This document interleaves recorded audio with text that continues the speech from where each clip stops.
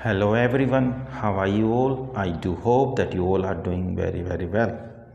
मैं एक बार फिर आप सभी का आपके अपने YouTube चैनल जिसका नेम है द मास्टर नेहरा सर में बहुत वेलकम करता हूं।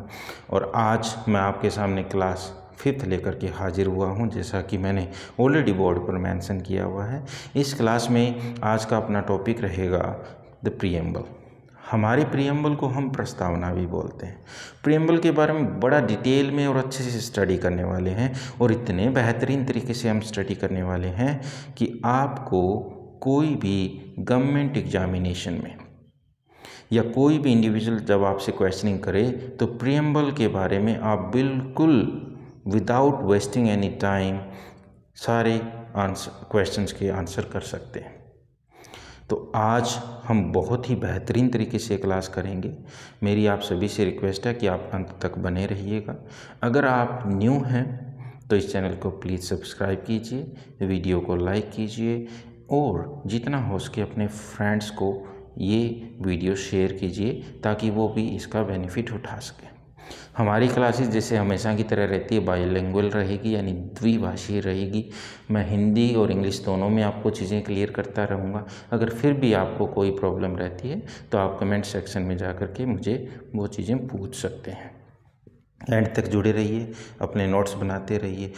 एंड में मैं बिल्कुल रेलेवेंट इन्फॉर्मेशन बताऊँगा आपको जो एग्जामिनेशन पॉइंट ऑफ व्यू से बिल्कुल स्टिक होती है। अब देखिए, अगर हम प्रीएम्बल की बात करें, शुरुआत में मैं आपको हल्का सा बता देना चाहता हूँ। हमारे जो प्राइम मिनिस्टर जी थे, पहले प्राइम मिनिस्टर जी पंडित जवाहरलाल नेहरू जी, उन्होंने ऑब्जेक्टिव रेजोल्यूशन ड्राफ्ट करवाया और उसको मूव किया। अब ऑब्जेक्टिव रेजोल्यूशन आप अपने नोट्स साथ साथ बनाते रहिएगा। आज हम बात कर रहे हैं प्रीएम्बल के बारे में। तो ऑब्जेक्टिव रेजोल्यूशन, अब ऑब्जेक्टिव रेजोल्यूशन को हम एक तरीके से प्रीएम्बल ही बोल सकते हैं। अगर मैं इसकी ब्रैकेट में प्रीएम्बल राइट कर रहा हूं तो ये बिल्कुल सही है, यानी शुरुआत में प्रीएम्बल नहीं जाना गया, बाद में इसका नोमेनक्लेचर यानी नाम जो है वो प्रीएम्बल पड़ा।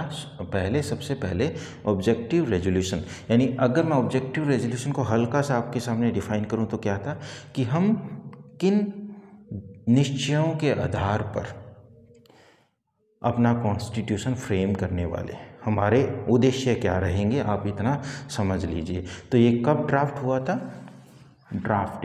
was drafted and moved in the Constituent Assembly. Moved in the Constituent Assembly. अब कॉन्स्टिट्यूएंट असेंबली हम बिल्कुल अच्छे से कर चुके हैं, यानी अपने संविधान को बनाने वाली जो सभा थी ना, उसको कॉन्स्टिट्यूएंट असेंबली के तौर पर जाना जाता है। और ये कब किया गया था? ये 13 दिसंबर 1946 को किया गया था। अभी तक प्रीएम्बल अडॉप्ट नहीं हुआ है। अडॉप्ट मैं अगर साथ में अगर आपको बताना चाहूँ तो इसको अडॉप्ट कब किया गया? अडॉप्ट वैसे प्रीएम्बल जब हम स्टडी करेंगे ना तो उसमें आएगा। जो अडॉप्शन है प्रीएम्बल का वो 26 नवंबर को किया गया। 26 नवंबर 1949 को हमने ऑफिशियली फॉर्मली रिटन में इस ऑब्जेक्टिव रेजोल्यूशन को एज अ प्रीएम्बल एक्सेप्ट कर लिया था। तो इसीलिए मैंने बताया कि अपना जो प्रीएम्बल है वही ऑब्जेक्टिव रेजोल्यूशन है और ऑब्जेक्टिव रेजोल्यूशन ही प्रीएम्बल है। ओके, तो सबसे पहले अब हमारे सामने एक क्वेश्चन आया कि what preamble is, what do we mean by this term. तो प्रीएम्बल जैसे कि किसी भी अगर हम चीज़ को लिख रहे हैं उससे पहले हम प्रस्तावना देखते हैं। लिखी हुई जो बातें हैं प्रस्तावना के अंदर वो आगे आने वाली चीज़ों का जो मार्ग है वो प्रशस्त करती है कि हम किस बारे में कोई चीज़ डिफाइन करने वाले हैं। ज़रा देखिए, तो अगर हम प्रियम्बल के बारे में बात करें तो ये हमारे कॉन्स्टिट्यूशन की क्या हुई, बेसिक फिलोसफी हुई और उसके फंडामेंटल वैल्यूज हुई। ठीक है, तो डेफिनेशन लिख लीजिए अपने नोट्स में। द प्रियम्बल इम्बॉडीज का मीनिंग इसके अंदर शामिल है। The basic philosophy and fundamental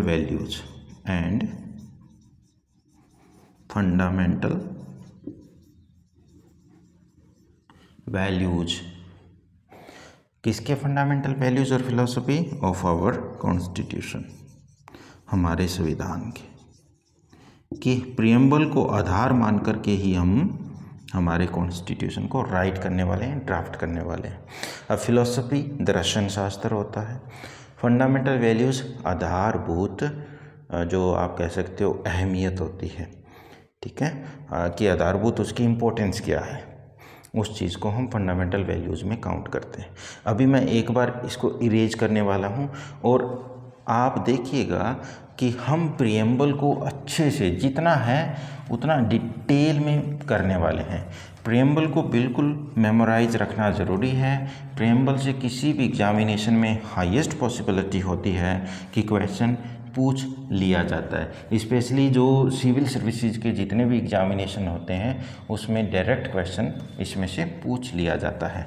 तो एक बार मैं आपको लाइन बाय लाइन चीज़ें क्लियर करता रहूँगा और बताता रहूँगा कि प्रियम्बल क्या है।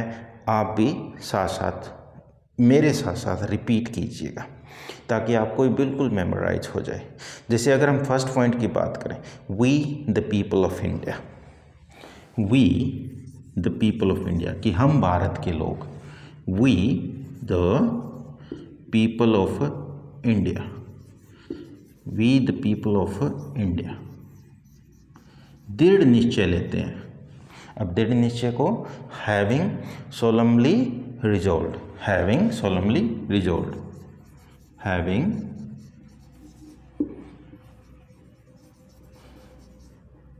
सोलमली मीनिंग गंभीरता से, resolved to constitute India, to constitute India, कि हम भारत को कॉन्स्टिट्यूट करेंगे, किसमें, to constitute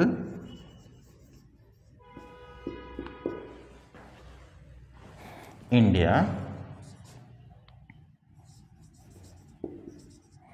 to constitute India into अ, अब जो मैं आगे मेंशन करने वाला हूँ वो वर्ड्स नहीं होंगे, वो अपने आप में टर्म होंगी और मैं 4 टर्म्स आपको दे रहा हूँ। सॉवरेन, डोंट वरी, मैं हिंदी में भी आपको अच्छे से क्लियर करूँगा। फर्स्ट आप राइट कर लीजिए secular, secular, then socialist, and then democratic republic, democratic republic। ये आपको 4 टर्म्स, वर्ड्स मत बोलिएगा, 4 टर्म्स अच्छे से पता होनी चाहिए। सवरेन का मीनिंग होता है जो खुद अपना मालिक हो, आप ऐसे समझ लीजिए, जो खुद अपना मालिक हो, बिल्कुल सिंपल शब्दों में। यानी सवरेन को अगर मैं डिफाइन करने की बात करूं तो India is a sovereign country. इसका मीनिंग ये हुआ, we Indians are capable to take our own decisions without any type of external pressure, यानी बिना किसी बाहरी दबाव के हम भारतीय लोग अपने फैसले खुद लेने में सक्षम हैं। इसी तरीके से हम क्या बोलेंगे, हम सवरेन कंट्री हैं। सेक्युलर, हम एक धर्मनिरपेक्ष कंट्री हैं। धर्मनिरपेक्ष से समझिए कि इंडिया का अपना कोई ऑफिशियल रिलीजन नहीं है। इंडिया जो है कॉन्स्टिट्यूशनली सभी रिलीजन को इक्वल स्टेटस देता है। सोशलिस्ट, यानी हम समाजवादी हैं, हम समाज के हर वर्ग का अपलिफ्टमेंट करना चाह रहे हैं, उनका भला करना चाह रहे हैं, इसलिए we are a socialist country. Democratic republic यानी प्रजातांत्रिक गणतंत्र है, प्रजातांत्रिक गणतंत्र है, यानी हमारे यहाँ प्रजातंत्र तो है ही, लेकिन गणतंत्र भी उसके अंदर इंक्लूड होता है। तो ये 4 टर्म्स स्पेशली कई बार इसमें से पूछ लिया जाता है कि ये 4 टर्म्स है क्या, तो ये हमारी नेचर ऑफ इंडिया को शो करता है। हालांकि नेचर ऑफ इंडिया प्रीएम्बल में मेंशन नहीं है, लेकिन मैं आपको बता देना चाहता हूँ कि हमारे देश की प्रकृति के बारे में अगर कोई पूछे, कोई भी, स्पेशली इंटरव्यू में इस तरह के क्वेश्चन पूछ लिए जाते हैं, what is the type of the nature of India, कि नेचर जो है इंडिया का वो कैसा है। तो 4 टर्म्स एक बार फिर repeat, sovereign, secular, socialist and democratic republic. तो ये आप लोगों को अच्छे से पता होनी चाहिए। अब मैं एक एडिशनल पीस ऑफ इंफॉर्मेशन आपको यहाँ देना चाहूँगा, ज़रा ध्यान से देखिए। 2 वर्ड्स हैं, एक तो अपना है सेक्युलर, दूसरा है सोशलिस्ट। ये 42nd अमेंडमेंट एक्ट से जोड़े गए, 42nd अमेंडमेंट एक्ट। और ये 42nd अमेंडमेंट एक्ट कब हुआ था? 1976 में हुआ था, जब आपातकाल की अवस्था थी। अब मैं आगे डिटेल में क्लियर करूँगा कि कौन सी कमेटी बनी थी जिन्होंने ये सजेशन दिए थे। हम अभी बने रहिएगा, जुड़े रहिए, बहुत अच्छे से आगे आने वाली चीज़ों को करने वाले।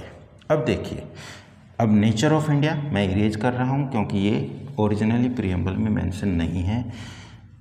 अब प्रीएम्बल को अगर हम एज इट इज़ देखें तो आपको ये मेंशन नहीं करना है, क्योंकि ये बाद में जोड़ा गया है। शुरुआत में ओरिजिनल हमारे प्रीएम्बल में ये 2 वर्ड, इनफैक्ट 3 वर्ड्स थे ही नहीं, एक इंटीग्रेटिव वर्ड हो रहता है। उसके बाद में देखिए क्या आता है अपने प्रीएम्बल की लैंग्वेज में, एंड टू सिक्योर, यानी हमें हमारे भारतीयों के लिए क्या करना है? सिक्योर करना है। And to secure to all its citizens, और हमारे भारत के जितने भी नागरिक हैं ना, उनके लिए हमें कुछ ना कुछ सिक्योर करना है। उस सिक्योर को अगर हम देखें तो हमारे भारत के वो क्या होंगे? लक्ष्य होंगे जिनको हमें हासिल करना है। सबसे पहला प्रीएम्बल में जिस वर्ड का डिस्क्रिप्शन हमें मिलता है वो है जस्टिस। अब जस्टिस 3 तरह का है, सोशल, इकोनॉमिक एंड पॉलिटिकल। आप याद रखिएगा, सामाजिक, आर्थिक और राजनीतिक। तो 3 तरह के जस्टिस के बारे में हम बिल्कुल अच्छे से डिटेल में बात करते हैं कि हमारे सारे भारत के लोगों को सामाजिक न्याय मिलना चाहिए, आर्थिक भी न्याय मिलना चाहिए और पॉलिटिकल भी न्याय मिलना चाहिए। इस न्याय को समझिए है क्या, क्योंकि बाद में इसको डिटेल में करने की ज़रूरत नहीं है, आप बस समझ लीजिए क्या है कि समाज में किसी भी वर्ग का इलीगली ऑपरेशन ना हो, अन्याय ना हो उनके साथ, तो उनको न्याय मिलना चाहिए। समाज का हर तबका, हर वर्ग बराबर होना चाहिए कानून की नज़र में। आर्थिक समानता भी होनी चाहिए, यानी कि हम जितना कोशिश करें सोशलिस्ट बनने की कि हम आर्थिक समानता ला सकें। और पॉलिटिकल, यानी कि कोई भी अमीर, गरीब, छोटा, बड़ा, अगर वो पॉलिटिकल किसी भी पार्टी में शामिल होना चाहता है, चुनाव लड़ना चाहता है, तो उसको जस्टिस मिलना चाहिए। वो एक तरह से उसके लिए बराबर का हकदार है। आप बस इतना समझ लीजिए कि ये होना चाहिए। अभी अगर हम लिबर्टी की बात करें, लिबर्टी आपको मीनिंग पता होगा। लिबर्टी का मीनिंग है स्वतंत्रता। अब लिबर्टी किसकी होनी चाहिए? लिबर्टी ऑफ थॉट, विचार की। अगर कोई व्यक्ति सोचेगा जैसे मैंने सोचा, तो मैं आपके सामने अभिव्यक्ति करूँगा, और अभिव्यक्ति को क्या बोलते हैं? एक्सप्रेशन। यानी मैंने जो सोचा उसको सामने रखा, बोल करके, लिख करके उसको एक्सप्रेशन बोलते हैं, या सिग्नल से। उसके बाद में बिलीफ, यानी मेरा विश्वास है, किस में है, उसकी मुझे इंडिपेंडेंस है, लिबर्टी है, फेथ आस्था होना, किसी धर्म वगैरह में फेथ आस्था होना, और वर्शिप पूजा पाठ। यानी अगर लिबर्टी के बारे में बात की जाए तो वो 5 टाइप्स ऑफ लिबर्टी है। 5 टाइप्स ऑफ लिबर्टी में क्या आता है, thought, expression, belief, faith and worship. ये आपको बिल्कुल कंठस्थ होनी चाहिए। अब देखिए हम समानता के बारे में बात करते हैं। इक्वलिटी ऑफ, यानी समानता किसकी होनी चाहिए, समानता दर्जे की होनी चाहिए, समान दर्जा सबको, स्टेटस जिसको बोलते हैं, equality of status and opportunity end of opportunity. अब अपॉर्चुनिटी क्या होता है, सुअवसर, यानी हमें अवसर की भी समानता मिले, हमें हमारे स्टेटस की भी समानता मिले, यानी सारे लोग कानून की नज़र में बराबर होनी चाहिए, कानूनी रूप से उनको समान, अगर वो अपने जीवन में आगे बढ़ना चाह रहे हैं, कुछ करना चाह रहे हैं अच्छा, तो उनको अवसर समान मिलना चाहिए। और ये हमें क्या करना है, and to promote them among all, यानी हमें सभी के बीच में क्या करना है, इस बात को प्रमोट करना है, बढ़ावा देना है, सारे बराबरी के स्तर पर आए, इसके लिए हमें भरसक प्रयत्न करना है।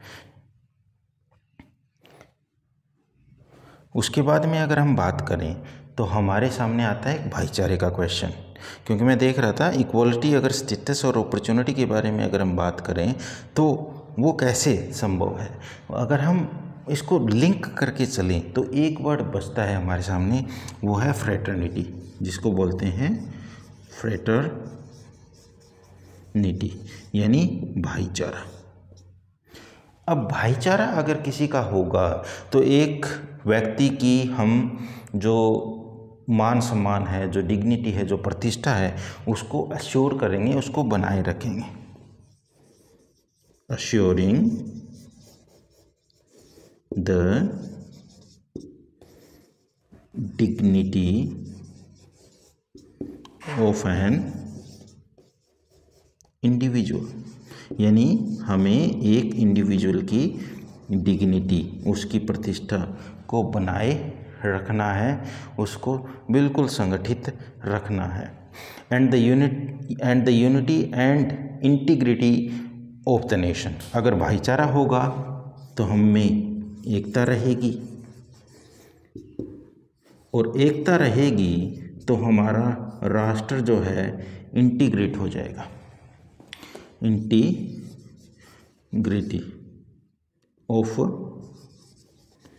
The nation, integrity of the nation, हमारा जो राष्ट्र है वो अखंड हो जाएगा।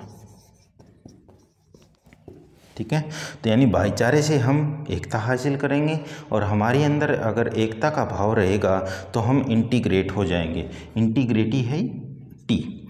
अब मैं आपको 3 वर्ड बता रहा था, थर्ड ये है इंटीग्रिटी। इसको भी 42nd अमेंडमेंट एक्ट से जोड़ा गया, 42nd अमेंडमेंट एक्ट 1976 में जो किया गया। यानी अगर हमें संविधान में जो ओरिजिनली ड्राफ्टेड था उसमें अगर कोई चेंज करना है तो हमें एक कानून लाना पड़ता है, एक बदलाव लाने के लिए, उसको अमेंडमेंट एक्ट बोलते हैं। आने वाले टाइम में मैं अच्छे से आपको ये चीज़ें करवाने वाला हूँ, बस प्रियम्बल तक हम आज स्टिक रहते हैं। जो इम्पोर्टेंट चीज़ें हैं वो मैं आपको बता रहा हूँ। ओरिजिनल जब ड्राफ्टेड जो रेजोल्यूशन था, ऑब्जेक्टिव रेजोल्यूशन था, उसके अंदर 3 वर्ड मिसिंग थे। वो मिसिंग कौन थे? वर्ड, पहला अपना सेक्युलर है, दूसरा सोशलिस्ट है, और थर्ड इंटीग्रिटी है। ये बाद में जोड़े गए हैं, और बाद में कब जोड़े गए हैं? 42nd अमेंडमेंट एक्ट से जोड़े गए हैं। और ये 42nd अमेंडमेंट एक्ट जो है वो 1976 में हुआ, जिस समय आपातकाल का समय था। और आपातकाल के समय एक कमेटी भी बनाई गई थी, उसके बाद ये बदलाव किए गए और उस कमेटी का नाम था सरदार स्वर्ण सिंह कमेटी। तो अगर आपसे पूछे कि प्रियम्बल में बदलाव करने के लिए कौन सी कमेटी का गठन किया गया था, तो वो कमेटी रहेगी सरदार स्वर्ण सिंह कमेटी। और जो सरदार स्वर्ण सिंह कमेटी है वो इंदिरा गांधी जी के समय बनाई गई थी। इंदिरा गांधी जी जब प्राइम मिनिस्टर इंडिया की हुआ करती थी उस समय ये कमेटी फॉर्म की गई थी। उसके अध्यक्ष थे सरदार स्वर्ण सिंह। अभी हम कॉन्स्टिट्यूशन को कंप्लीट नहीं किया है। जो हमने ऑब्जेक्टिव थे इंडियन स्टेट के वो कर लिए। ऑब्जेक्टिव कौन कौन से थे मैं एक बार फिर रिकॉल करवा रहा हूँ, आप अपने नोट्स में चेक कीजिए। Justice, 3 types of justice, social, economic and political. उसके बाद में लिबर्टी की हमने बात की, liberty of thought, expression, belief, faith and worship. So 5 types of liberty. अगर इक्वालिटी की बात करें तो 2 types of equality, status and opportunity. और उन स्टेटस एंड अपॉर्चुनिटी की इक्वालिटी को हमें सभी अपने भारतवासियों के बीच में प्रमोट करना है, यानी गवर्नमेंट ऐसे प्रयास करेगी। फ्रेटर्निटी, भाईचारा। भाईचारे का मीनिंग, भाईचारा हम तब कायम कर सकते हैं जब हर व्यक्ति की जो प्रतिष्ठा है, गरिमा है, उसको हम बनाए रखें। इससे यूनिटी आएगी, यूनिटी से इंटीग्रिटी आएगी। तो ये चीज़ें हमें ध्यान में रखनी है। फिर एज इट इज जो लाइन लिखी हुई है वो मैं आगे आपको करवा रहा हूँ, जो लास्ट में है प्रियम्बल के। In our constituent assembly, in our constituent assembly we in our constituent assembly this 26th, ये डेट हम पहले भी कर चुके हैं, November 1949 do hereby enact, do hereby enact यानी हम लागू करते हैं, अडॉप्ट स्वीकार करते हैं, and give to ourselves this constitution, and give to ourselves this constitution. और ये संविधान हम अपने आप को देते हैं। हमारे प्रियम्बल की जो लास्ट लाइन है उसके अंदर ये सारी चीज़ें मेंशन है। देखिए, in our constituent assembly this 26th day, अगर आप करना चाहो तो डे भी कर सकते हो, 26th डे, क्योंकि एक्चुअल में ही मेंशन है day. 26th day November 1949 do hereby enact, adopt and give to ourselves this constitution. Enact का मीनिंग इसको लागू करते हैं, ये ई है, ENACT, स्वीकार करते हैं और ये कॉन्स्टिट्यूशन हम अपने आप को देते हैं। तो ये तो अभी तक मैंने प्रियम्बल करवाया। अब मैं हल्की सी डिटेल आपको थोड़ा सा बता रहा हूँ, ज़रा सुनिए। जब हमारा कॉन्स्टिट्यूशन बना था तो उसके अंदर कितने आर्टिकल्स थे? शायद आप में से बहुत एस्पिरेंट्स को पता भी होगा, लेकिन फिर भी मैं बता देना चाहता हूँ, उस समय 395 आर्टिकल होते थे।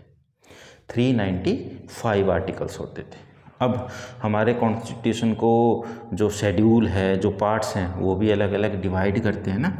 तो अगर मैं यहाँ पर शेड्यूल मेंशन करूँ तो आप रिकॉल कीजिए कितने शेड्यूल्स थे, ES, और कितने पार्ट्स थे। ये इम्पोर्टेंट इसलिए हो जाता है, कई बार डायरेक्ट क्वेश्चन इसमें से पूछ लिया जाता है। अगर हम शेड्यूल की बात करें तो उसमें कितने शेड्यूल हुआ करते थे, शायद आपको आंसर मिल गया होगा, 8 होते थे। अगर हम पार्ट्स की बात करें तो कितने पार्ट्स होते थे, 22 पार्ट्स होते थे। ठीक है। और अगर हम प्रेजेंट की बात करें,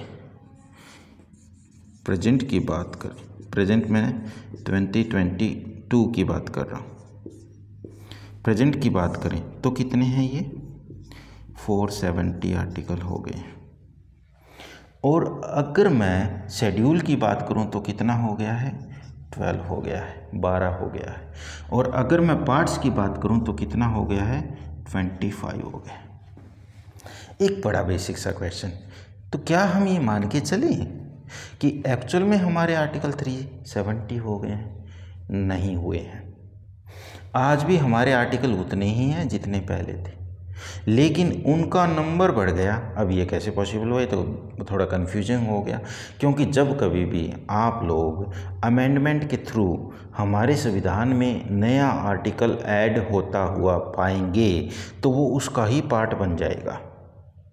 जैसे अगर हम फंडामेंटल ड्यूटीज़ के बारे में अभी करने वाले हैं, तो फंडामेंटल ड्यूटीज़ कौन से आर्टिकल में आता है, हमारे आर्टिकल 51A के अंदर आता है। यानी 51 तो अपने आप में इंटैक्ट है, उसमें एक और चीज़ जोड़ दी गई।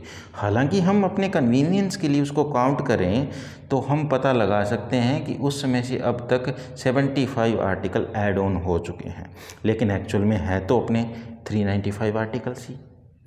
एम आई राइट? तो आप आर्टिकल के बारे में याद रखिएगा, उसके पार्ट्स हमने आगे डिवाइड करे हैं और वो पार्ट्स ही जो है आगे आर्टिकल के तौर पर जाने जाते हैं। अब मैं एक इम्पॉर्टेंट बात कर रहा था, आर्टिकल से ही मेरे सामने एक क्वेश्चन ये आता है, आर्टिकल 368, क्योंकि बार बार हम अमेंडमेंट की बात कर रहे थे, तो वो अमेंडमेंट वाला प्रोसीजर है क्या। अब आर्टिकल 368 मैं पार्ट और बता देता हूँ, ये पार्ट 20 के अंदर है, पार्ट 20 के अंदर है। आर्टिकल जो 368 है वो कहाँ है, पार्ट 20 के अंदर है, ठीक है, या ऐसा कह लीजिए पार्ट 20 के अंदर आर्टिकल 368 है। और 368 इम्पावर्स करता है हमारी पार्लियामेंट को।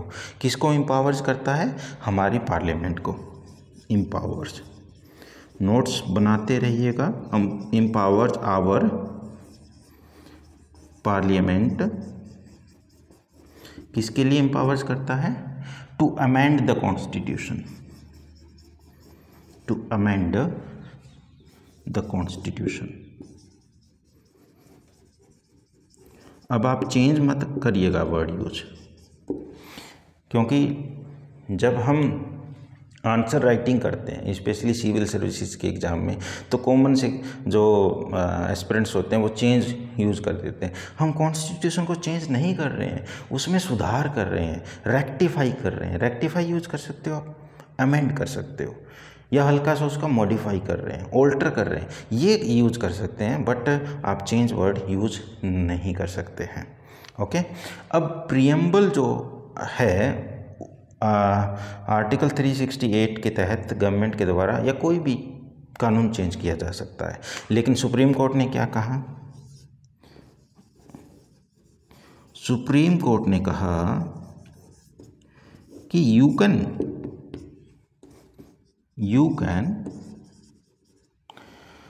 Use article 368। मैं बिल्कुल सिंपल वर्ड में आपको बता रहा हूँ कि आप गवर्नमेंट है, यू का मीनिंग है गवर्नमेंट, यानी सुप्रीम कोर्ट कहता है सरकार को, गवर्नमेंट को, यू, कि आप यूज करो आर्टिकल 368, बट कैनॉट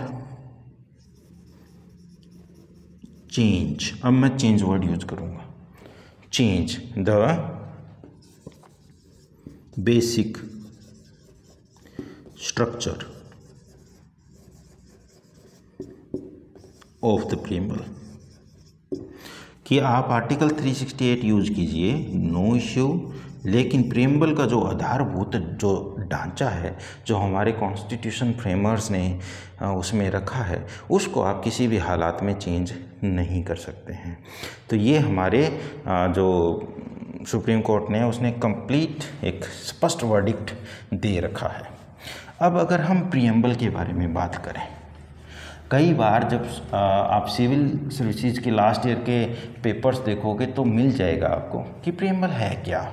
प्रीएम्बल हमने पहले भी पढ़ा, एक फिलॉसफी है, एक फंडामेंटल वैल्यूज है, लेकिन मैं थोड़ा सा ऐड ऑन कर देना चाहता हूँ क्योंकि ये चीज़ें ज़रूरी हो जाती है।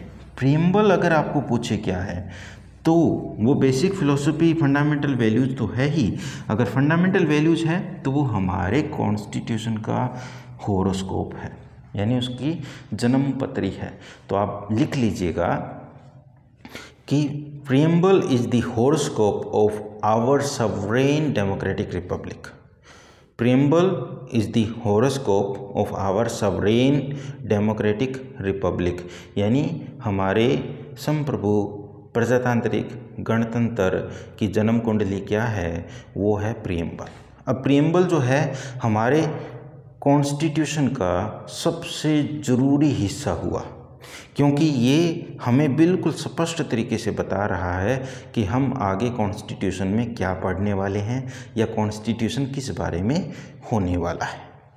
अब मैंने सरदार स्वर्ण सिंह कमेटी के बारे में बात की थी, तो मैं हल्का सा उस पॉइंट पर जा रहा हूँ, लेकिन वहाँ जाने से पहले चलिए मैं आपको केसेस जो है वो एक साथ करवा दूंगा, क्योंकि 1968 का एक बेरूबारी जो यूनियन केस था वो हुआ था। सरदार स्वर्ण सिंह कमेटी 1976 में बनी थी, लेकिन मैं ये केसेस एक साथ आपको करवाऊंगा। सबसे पहले सरदार स्वर्ण सिंह कमेटी हम कर लेते हैं। The Sardar Swaran Singh committee, जैसा मैंने आपको पहले बताया कि सरदार स्वर्ण सिंह जी जो थे उनकी अध्यक्षता में ये कमेटी बनाई गई। अगर आपसे क्वेश्चन पूछ लिया जाए, सभी सदस्यों के नाम या आपको लर्न करने की, याद रखने की ज़रूरत नहीं है। इसके जो चेयरमैन थे, किसकी अध्यक्षता थी या प्रेसिडेंटशिप थी, वो सरदार स्वर्ण सिंह की थी।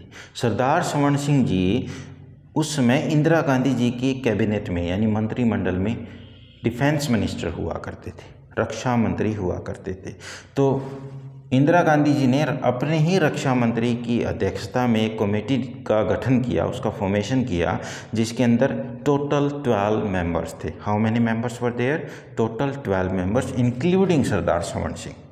ओके, और ये गठन कब हुआ? ये गठन हुआ 1976 में। और इसका गठन क्यों हुआ? वाई, गठन क्यों हुआ, इस कमेटी को क्यों बनाया गया, ये सबसे बड़ा क्वेश्चन है। अब वाई का आंसर क्या है? देखिए, जब इंटरनल इमरजेंसी लगाई गई, ठीक है, मैं बिल्कुल सिंपल लिख रहा हूँ, देखिए, ड्यूरिंग इंटरनल इमरजेंसी, इंटरनल यानी जिसको बोलते हैं हिंदी में आंतरिक आपातकाल, इंटरनल इमरजेंसी। और इंटरनल इमरजेंसी कब से कब तक थी? 1975 टू 1977 तक थी, ठीक है। 1975 से लेकर के 1977 तक का जो पीरियड है वो इंटरनल इमरजेंसी में काउंट किया जाता है। और इस दौरान सरदार स्वर्ण सिंह की कमेटी को बनाया गया to see the importance of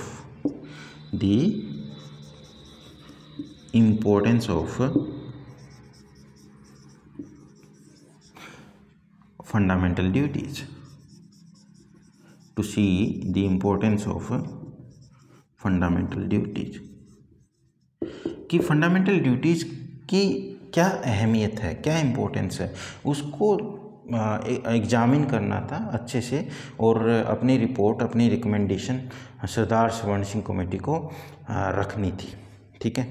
और उनकी जो रिकमेंडेशन थी वो आई, देखिए, रिकमेंडेशंस, यानी उनकी क्या सिफारिशें आई। उन्होंने ये कहा कि अगर हमने सिटीजन्स को फंडामेंटल राइट्स दे रखे हैं, फंडामेंटल राइट्स दे रखे हैं, ये फंडामेंटल राइट्स हम आने वाली क्लास में करेंगे। फंडामेंटल राइट्स कितने हैं? फंडामेंटल राइट्स कितने हैं? 6 हैं। और आर्टिकल किस आर्टिकल से किस आर्टिकल तक हैं? आर्टिकल 12 टू 35 तक है। ये आपको सिर्फ एक बार समझ लेना है कि उन्होंने कहा कि जब हम 6 फंडामेंटल अधिकार दे रहे हैं, मूलभूत अधिकार दे रहे हैं, जो कि आर्टिकल 12 से 35 तक है, तो हमें फंडामेंटल ड्यूटीज सिटीजन्स के लिए क्यों डिसाइड नहीं करनी चाहिए? Then why not, why not fundamental duties? तो फिर हमें फंडामेंटल ड्यूटीज क्यों डिसाइड नहीं करनी चाहिए? Why not fundamental duties? अब फंडामेंटल ड्यूटीज कौन से आर्टिकल में है? आर्टिकल 51A के अंदर है, 51A में है, ये ध्यान में रखिएगा। फंडामेंटल ड्यूटी जो है वो आर्टिकल 51A के अंदर क्लियरली मेंशन्ड है। अब कई बार पूछ लिया जाता है कि फंडामेंटल ड्यूटी जो है वो कौन से पार्ट में है। अगर मैं पार्ट की बात करूं तो अपना 4A है। अब देखिए हमने पार्ट भी ज़्यादा किए थे, शुरुआत में 22 थे, अब 25 है, तो इसके सेक्शन ही बनते जा रहे हैं। ठीक है, तो पार्ट 4A के अंदर फंडामेंटल ड्यूटीज़ दी हुई है, आर्टिकल 51A में दिया हुआ है। बस ये आपको चीज़ें मेमोराइज रखनी है, समझ लेनी है। अब देखिए सरदार स्वर्ण सिंह जी ने कितनी फंडामेंटल ड्यूटीज़ बताई? 8। याद रखिएगा, सरदार स्वर्ण सिंह जी ने केवल 8 फंडामेंटल ड्यूटीज़ रिकमेंडेशंस में आगे की थी, लेकिन गवर्नमेंट ने कितनी अप्लाई की? 10। आप लिख लीजिए 10 फंडामेंटल ड्यूटीज़ गवर्नमेंट जो है वो अपने कॉन्स्टिट्यूशन में लेकर के आती है आर्टिकल 51A के अंदर। तो ये तो बात हुई सरदार स्वर्ण सिंह जी की कमेटी के बारे में। इसमें कितने मेंबर थे आप याद रखिएगा? 12 मेंबर्स थे, इंक्लूडिंग सरदार स्वर्ण सिंह जी। और उस कमेटी की अध्यक्षता कौन कर रहे थे? वो सरदार स्वर्ण सिंह जी खुद उस कमेटी को देख रहे थे। अब मैं आपके सामने एक क्वेश्चन रखता हूँ, डेमोक्रेटिक सोशलिज्म क्या होता है? डेमोक्रेटिक सोशलिज्म ज़रा सोचिए और फिर देखिएगा कि मैंने जो क्या आंसर बताया वो आपका आंसर सही है या रॉन्ग है। सेल्फ एनालाइज कीजिएगा चीज़ों को। अब डेमोक्रेटिक सोशलिज्म के बारे में अगर हम बात करें तो क्या है? डेमोक्रेटिक सोशलिज्म यानी कि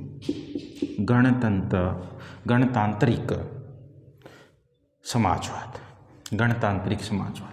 तो देखिए answer mixed economy, mixed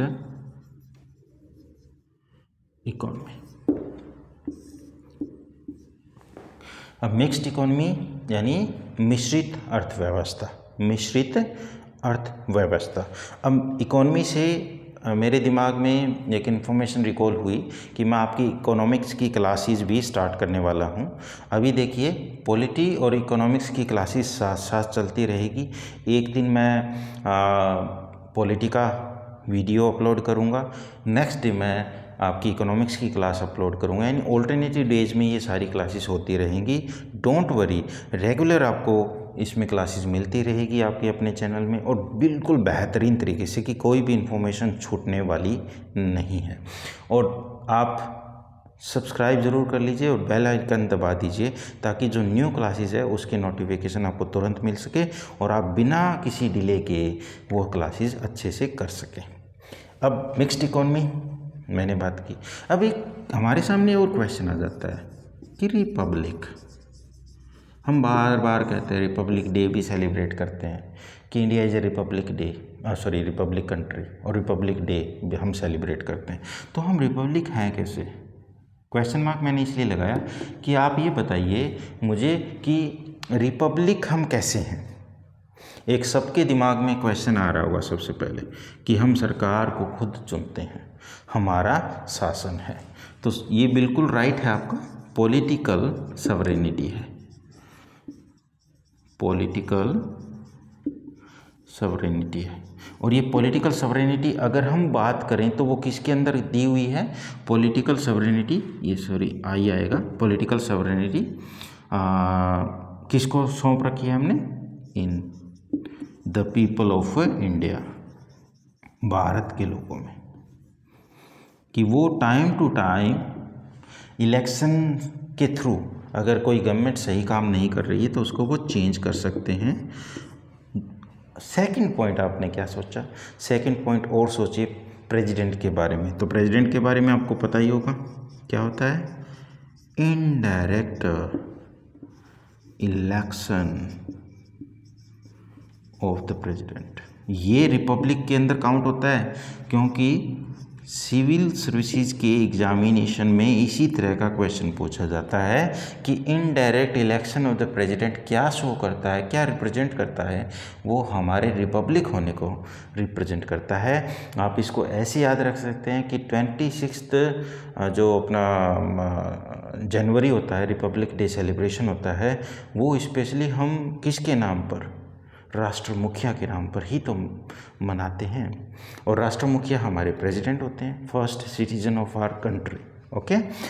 third point, absence of any privileged class, absence of any privileged class, यानी क्लास का मीनिंग वर्ग है ये सोसाइटी का, कि हमारे समाज में कोई भी ऐसा विशेष अधिकारी नहीं है कानून की नज़र में, यानी कानून की नज़र में सब बराबर हैं। तो इसीलिए आप याद रखिएगा, स्पेशली सिविल सर्विसेज के एस्पिरेंट को ये इस तरह का क्वेश्चन पूछा जाता है that we are a republic country. Please आप हमें ये बताइए, जो नीचे दिए गए ऑप्शंस हैं उसमें से सिलेक्ट कीजिए why and how we are a republic country. तो उनमें से आपको ये ऑप्शंस मिलेंगे, कुछ एक अलग भी मिल सकते हैं, तो आप वो ध्यान से पढ़िए, देखिए और अपने आंसर को करेक्ट कीजिए। उसके बाद अगर हम बात करें, हमने एक बात और की, मैं अभी टर्म क्लियर कर रहा हूँ आप लोगों को कि पता होनी चाहिए, इकोनॉमिक जस्टिस क्या है, आर्थिक न्याय क्या है। अगर हम आर्थिक न्याय के बारे में बात करें तो देखिए, जितने भी हमारे संसाधन हैं वो सभी में बराबर, कम से कम अगर बराबर ना हो तो जो डिफरेंस ऑफ इनकम है उसको कम से कम हम रखें, ऐसा तो कुछ होना चाहिए। इसके लिए गवर्नमेंट क्या है, टैक्सेस लगाती हैं। अमीर लोगों पे ज़्यादा टैक्सेस लगते हैं, ज़्यादा इनकम पे ज़्यादा टैक्स लगते हैं, और जिनकी इनकम कुछ हद तक यानी एक तयशुदा जो हम इकोनॉमिक्स में करेंगे उससे कम है तो उस पर टैक्स नहीं लगता है। तो इसको कई बार पूछ लिया जाता है, क्या है डिस्ट्रीब्यूटिव जस्टिस। अब मैंने क्या बोला आपको ये बताया कि देखिए, अमीर लोगों से पैसा टैक्स के रूप में लेकर के गरीब लोगों को वितरित किया जाता है, डिस्ट्रीब्यूट किया जाता है। इसीलिए इकोनॉमिक जस्टिस किसको हम मानेंगे, एक तरह का डिस्ट्रीब्यूटिव जस्टिस ही होगा, यानी वितरित किया जाने वाला न्याय होगा। ठीक है। और अगर हम जस्टिस की बात करें, देखिए मैंने प्रीएम्बल में ये चीज़ें आपको नहीं बताई क्योंकि वहाँ सिर्फ मुझे प्रीएम्बल का आइडिया आपको क्लियर करना था, एज इट इज जो भी है जैसा भी है। जस्टिस कितनी तरह का था, 3 तरह का था, सोशल, इकोनॉमिक एंड पॉलिटिकल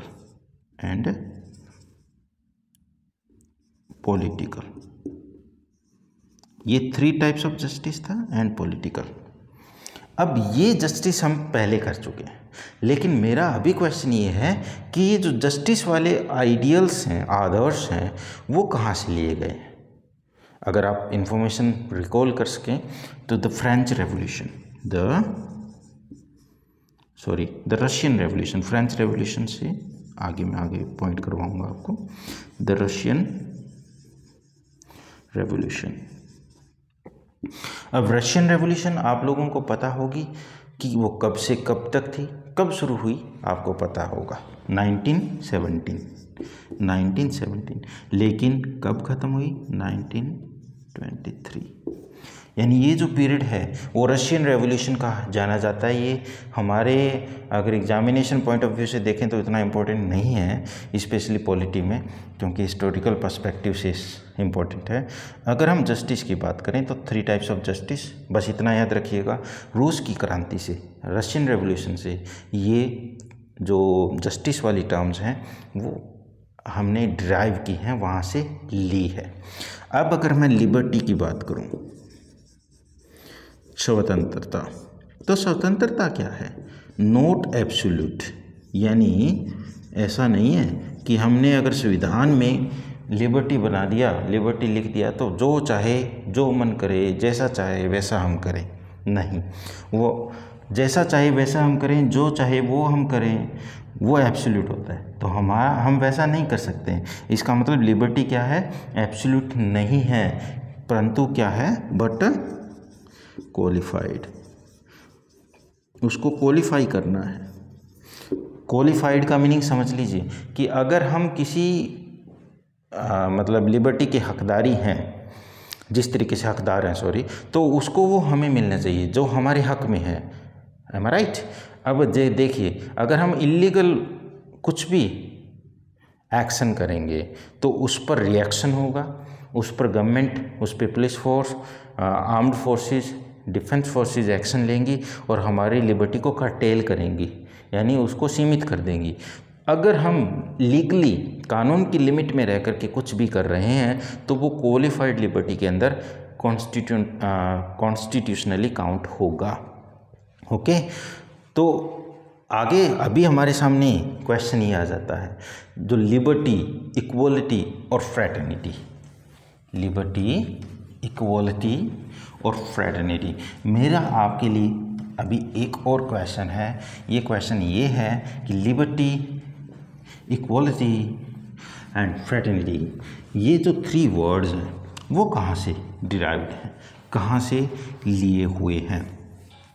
आप ज़रा सोचिए, मैं अभी एक्सप्लेन करने वाला हूँ। देखिए, liberty, liberty, equality and fraternity, ये जो 3 वर्ड्स हैं वो फ्रेंच रेवोल्यूशन से, जैसे मैंने अभी बाय मिस्टेक आपको बोल दिया था द फ्रेंच रेवोल्यूशन, तो फ्रेंच रेवोल्यूशन से क्या लिया हुआ है, रेवोल्यूशन। ये 3 वर्ड्स लिए हुए हैं, स्वतंत्रता, समानता और भाईचारा। अब वो फ्रेंच रेवोल्यूशन का टाइम पीरियड क्या है, ज़रा रिकॉल कीजिए, 1789 टू 1799, ये फ्रेंच रेवोल्यूशन का टाइम पीरियड हम काउंट करके चलेंगे। ठीक है। फ्रेटर्निटी आपको मैं अच्छे से क्लियर कर चुका हूँ कि हमें एक व्यक्ति विशेष की इच्छाओं का सम्मान करना है, उससे यूनिटी बनेगी, उससे इंटीग्रिटी बनेगी, उससे देश में अखंडता आएगी। अब हमारे सामने जो मैं केसेस की बात कर रहा था उसके बारे में थोड़ी बात कर लेते हैं। Is preamble a part of the constitution, a part of the constitution, कि क्या प्रीएम्बल हमारे संविधान का एक हिस्सा है, क्या उसको हम एक अंग मान सकते हैं? उसके बारे में अलग अलग राय रही। हमारे एपेक्स कोर्ट यानी कि हमारे सुप्रीम कोर्ट के भी इस बारे में अलग अलग राय रही है। तो सबसे पहले जैसे मैंने बताया था, Berubari union case, Berubari union case, ये कब एग्जिस्टेंस में आया, कब सामने आया? ये 1960 में आया और इसमें सुप्रीम कोर्ट ने कहा था कि no, we can't consider preamble to be a part of the constitution, कि हम प्रीएम्बल को कॉन्स्टिट्यूशन का एक पार्ट, एक हिस्सा नहीं मान सकते हैं। अब ज़रा सोचिए कि बेरूबारी क्या था। आगे आने वाले वीडियो में मैं स्पेशली इसकी क्लासेस लेके चलूँगा, जो केसेस की हैं उसमें मैं अच्छे से इन चीज़ों को क्लियर करूँगा, लेकिन प्रीएम्बल में मैं हल्का सा इंट्रोडक्शन आपको दे देता हूँ। बेरूबारी जो है एक क्षेत्र है, क्या है, एरिया कह लो, रीजन कह लो, और रीजन कहाँ है? ये वेस्ट बंगाल है। ईस्ट बंगाल जो पाकिस्तान हुआ करता था, वेस्ट बंगाल जो इंडिया में है, आज भी है, और आज ईस्ट बंगाल बांग्लादेश है। तो उस समय जो था एक रीजन था, एक क्षेत्र था, आज भी उनके बीच में रहता है ये। तो ये जब हमारा सर रेडक्लिफ जब बाउंड्री का डिमार्केशन कर रहा था, कौन कर रहा था? सर रेडक्लिफ, ठीक है ना। तो सर रेडक्लिफ जब बाउंड्री का डिमार्केशन कर रहा था, forgot to mention, forgot to award it to India, कि वो मेंशन नहीं किया लिखित में बता रहा हूँ, रिटन में उसने नहीं रखा। और वाइल डिमार्केशन मैं लिख रहा हूँ थोड़ा सा, वाइल डिमार्केशन यानी जब हम बाउंड्री को डिसाइड करते हैं ना तो उसको डिमार्केट करना बोलते हैं। तो जब वो डिमार्केशन कर रहा था तो उसने इस बेरुबारी रीजन को भारत को हालांकि उसने दिया था, लेकिन फॉर्मली उसने उसमें मेंशन नहीं किया और पाकिस्तान ने ये गलती पकड़ ली। उसने सोचा कि ये तो कहीं मेंशन ही नहीं है, क्यों ना इस पर दावा किया जाए, और इसी वजह से ये केस चला था। इस केस में प्रियम्बल का भी नाम सामने आया और उसमें सुप्रीम कोर्ट ने कहा था कि नहीं, प्रियम्बल जो है वो कॉन्स्टिट्यूशन का हम पार्ट नहीं मान सकते हैं। ठीक है। फिर सेकंड केस आया था द केशवानंदा भारती केस। इसका नाम आप लोगों ने अगर पॉलिटी कर रहे हैं तो बहुत बार सुना होगा। ये इतनी इम्पोर्टेंट पर्सनैलिटी बनकर के सामने आए हमारे स्पेशली इंडियन पॉलिटी में कि हम इसको इग्नोर कर ही नहीं सकते हैं। अब अगर इसकी केस की बात करें तो मैं हल्का सा आपको इंट्रोडक्शन भी देना चाहूँगा, लेकिन सबसे पहले मैं इसकी डिटेल बता देता हूँ। एग्जैक्ट डिटेल इसकी आपको पता होनी चाहिए। अप्रैल 1973, 24 अप्रैल 1973 को ये जो केस था वो हमारे सामने आया। इसमें इसका वर्डिक्ट सुप्रीम कोर्ट का मैं पहले बता देता हूँ। सुप्रीम कोर्ट ने कहा कि of course the preamble is a part of our constitution, कि प्रियम्बल हमारे कॉन्स्टिट्यूशन का पार्ट है। यानी कि जो पहले वाली सुप्रीम कोर्ट की वर्डिक्ट थी उसको क्या कर दिया, अब सुप्रीम कोर्ट ने ही ओवर रूल कर दिया, ओवर रूल कर दिया।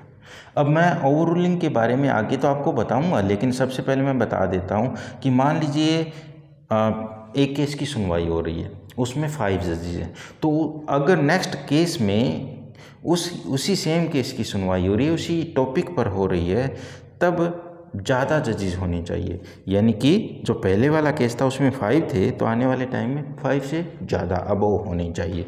अब देखिए, मैंने ये बात इसलिए बोली क्योंकि आपको ये चीज़ें लर्न रहेगी। केशवानंदा भारती केस में कितने जजेस थे? 13 जजेस थे, 13 जजेस थे। और ये देख लीजिए बिगेस्ट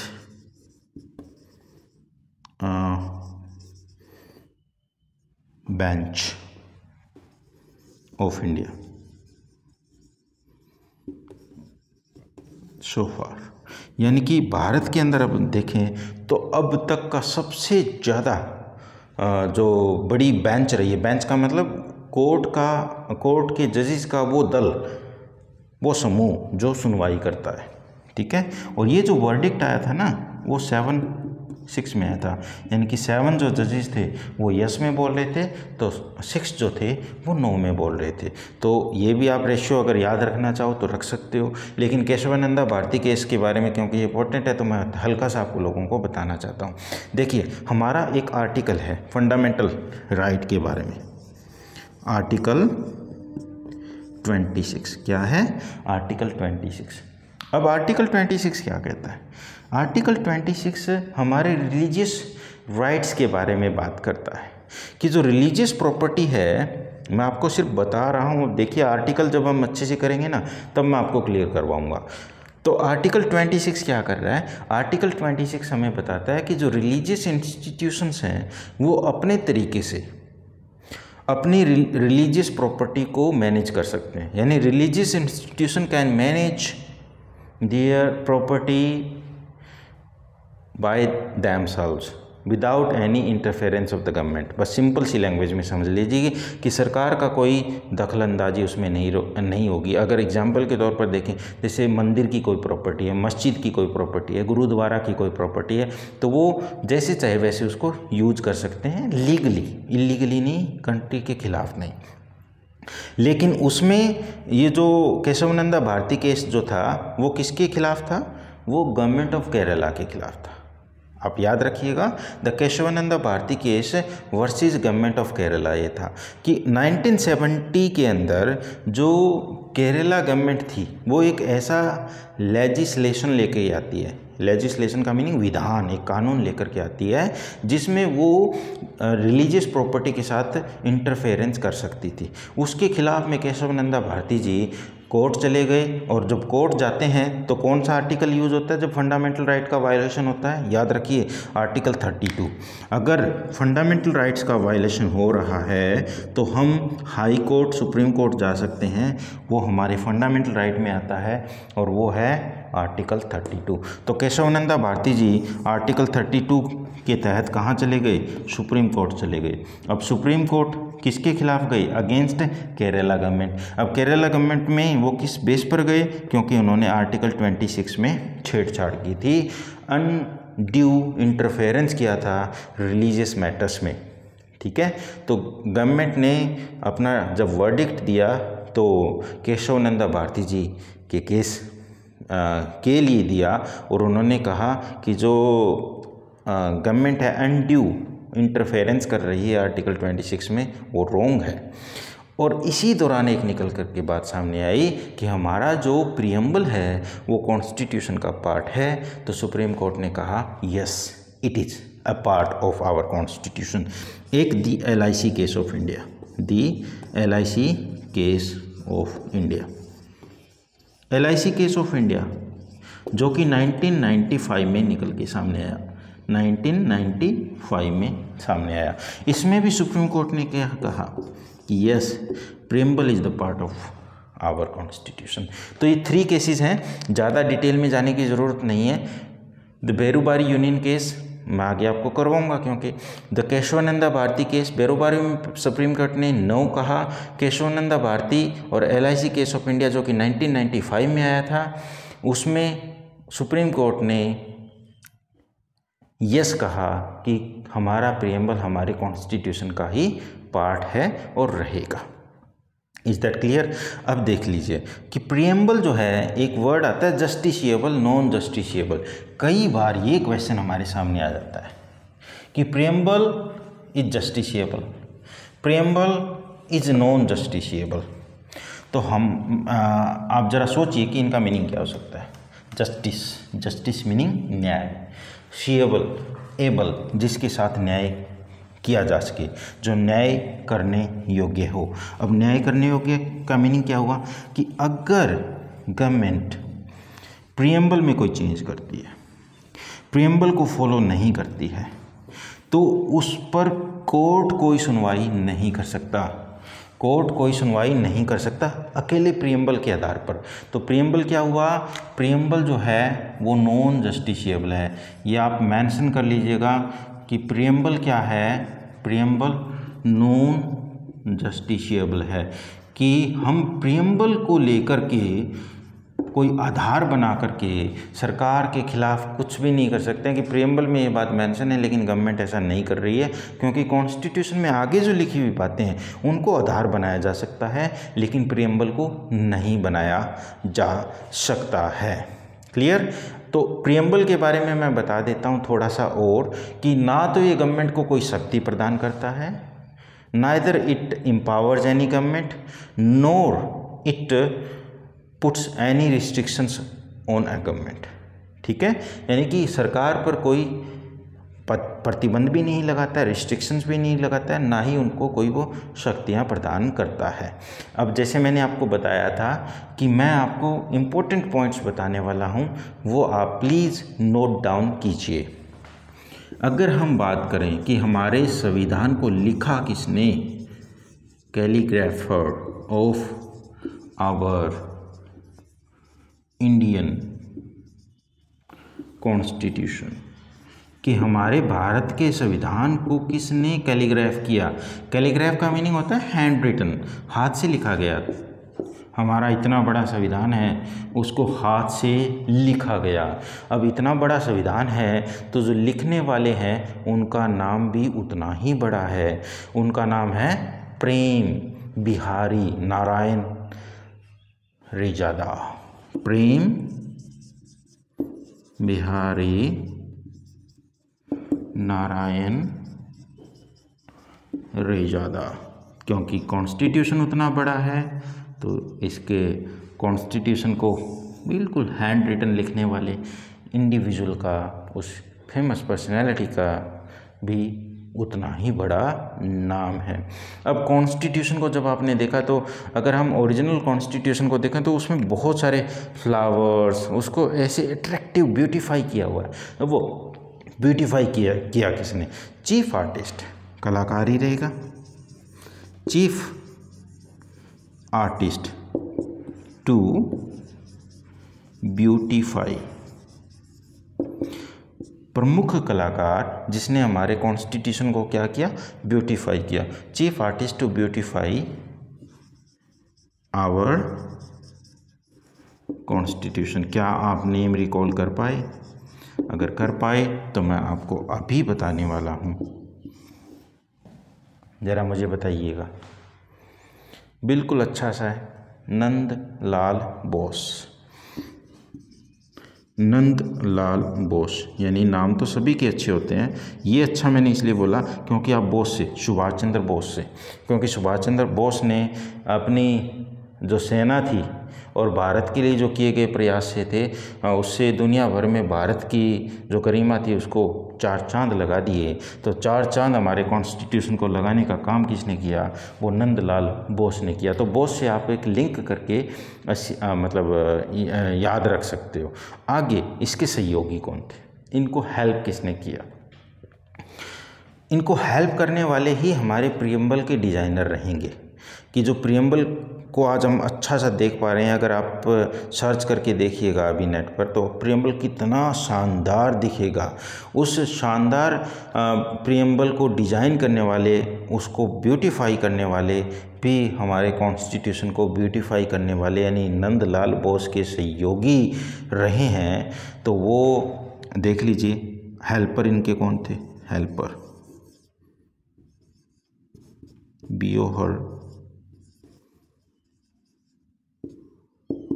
राम मनोहर सिन्हा।